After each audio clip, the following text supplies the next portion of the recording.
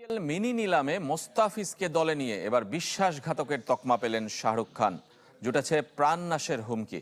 Uttar Pradesh BJP নেতার কড়া হুঁশিয়ারিতে আছে বাংলাদেশের কাটার মাস্টারও। আইপিএল খেলতে গেলে বিমানবন্দর থেকে বের হতে না দেওয়ার আলটিমেটাম দিয়েছেন সঙ্গীত সোম। ৮ আসর ধরে ৫ দলে খেলা মুস্তাফিজুর রহমান আইপিএলের চেনা মুখ। দল বদলে এবার ৯ কোটি ২০ লাখ রুপিতে নাম লিখিয়েছেন কলকাতা নাইট রাইডার্সে। বাংলাদেশের কাটার মাস্টারকে নিয়ে কি ভুলই করলেন বলিউড কিং শাহরুখ খান? ভারত বাংলাদেশ রাজনৈতিক সম্পর্কের প্রেক্ষাপট টেনে যাকে বিশ্বাসঘাতকের তকমা দিয়েছেন বিতর্কিত বিজেপি নেতা সঙ্গীত সোম।